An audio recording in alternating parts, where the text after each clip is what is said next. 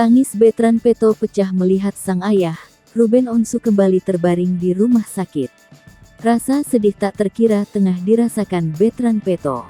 Bagaimana tidak, Bertrand Peto berhasil mendapatkan piala penghargaan namun tak ditemani oleh sang ayah, Ruben Onsu. Tangis Bertrand Peto pun pecah saat mengetahui ayahnya tersebut ternyata tengah dilarikan ke rumah sakit lagi. Seperti diketahui, Bertrand Peto ini baru saja menang kategori Favorite Song di acara penghargaan Telkomsel Award 2022. Namun sayangnya saat momen bahagia itu, Ruben Onsu tidak bisa menyaksikan langsung. Ayah Bertrand Peto itu harus terbaring lemah di rumah sakit. Sebelum diumumkan pemenang penghargaan tersebut, Bertrand Peto mengaku deg-degan. Pasalnya, ia harus bersaing dengan penyanyi-penyanyi senior untuk kategori Favorite Song tersebut.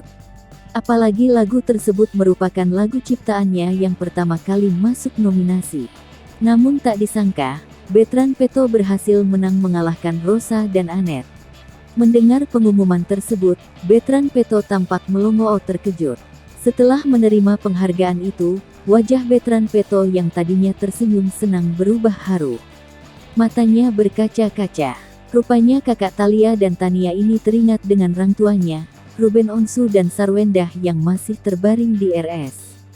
Setelah selesai dari acara tersebut, Bertrand Peto bergegas pergi ke rumah sakit.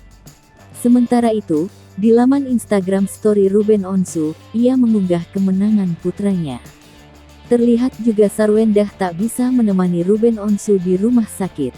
Maka dari itu, Sarwendah mengetahui keadaan suaminya itu dari karyawan. Saat perjalanan menuju rumah sakit, Bertrand Peto pun video call sang ayah. Sambil terisak, Bertrand Peto memperlihatkan piala yang dimenangkannya.